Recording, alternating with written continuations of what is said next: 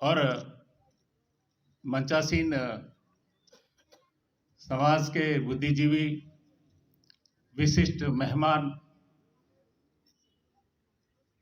पंडाल में बैठी हुई बहनें, माताएं और हमारे क्रांतिकारी साथी, युवा, बुजुर्ग और सम्माननीय हमारे संगठन के सभी पदाधिकारी, कार्यकर्ता, आज विशेष कार्यक्रम मान्यवर वामन मेश्राम साहब के स्वागत के लिए और इस साथ साथ जन जागृति उद्बोधन का कार्यक्रम रखा गया है। साथियों, हमारे महापुरुषों के लंबे संघर्ष, ज्योतिबा फूले से लेके साहू जी महाराज से लेके और बाबा साहब अम्बेडकर तक लगभग 108 साल का लंबा संघर्ष,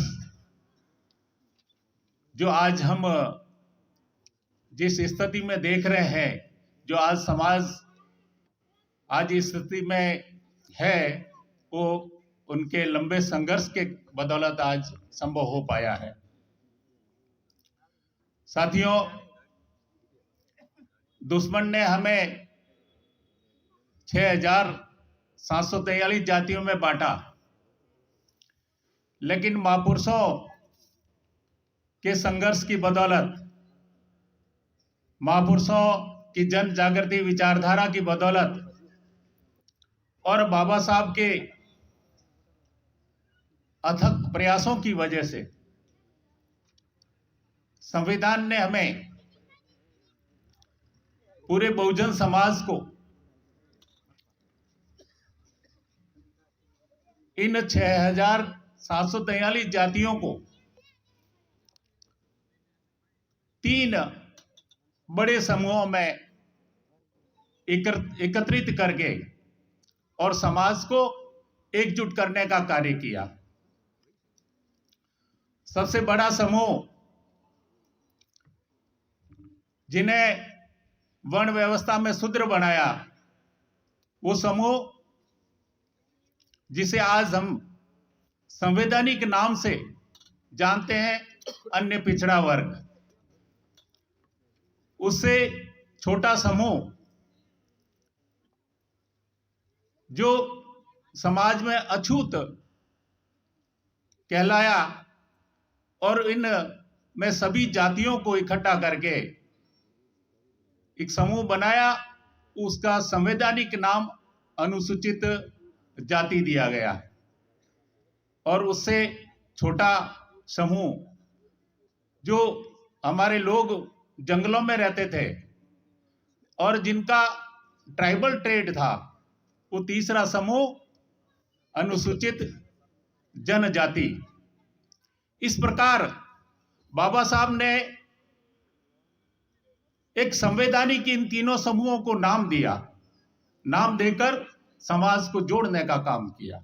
दुश्मन ने बांटा, बाबा साहब ने उनको जोड़ने का काम किया और जोड़कर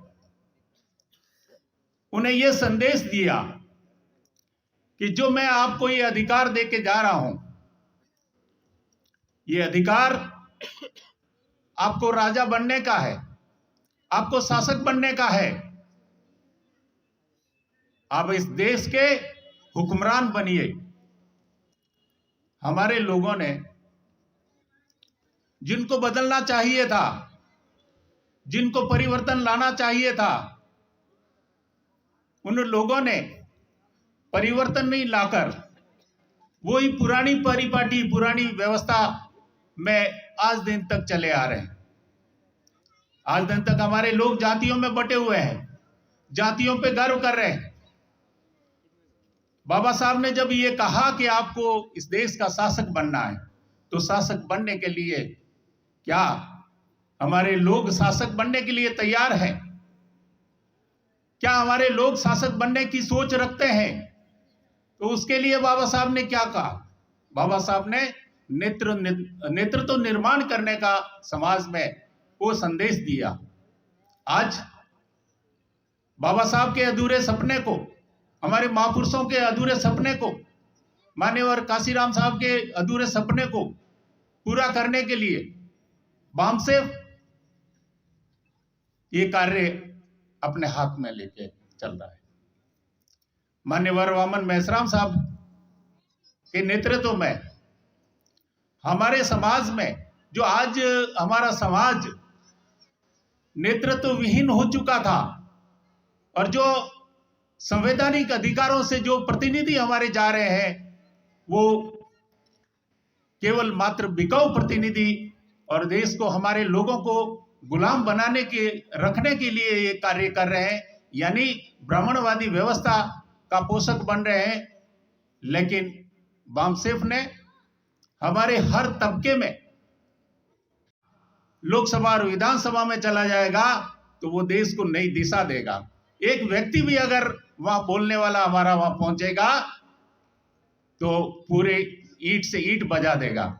तो ये जो है ना, हमारा ये जो बामसेफ संगठन लगातार महापुरुषों की विचारधारा को लेकर आगे बढ़ रहा है, ये नामधारी नेतृत्व खत्म करके और सच्चा नेतृत्व निर्माण करने का कार्य कर रहा है। क्योंकि समय की नजाकत को देखते हुए मैं मान्यवर वामन मेश्राम साहब को ज़्यादा सुनने की लोग जो इतनी संख्या में आए हैं, मैं ज़्यादा से ज़्यादा समय उनको देना चाहेंगे। इसी बात पर मैं अपना उद्बोधन समाप्त करता हूँ।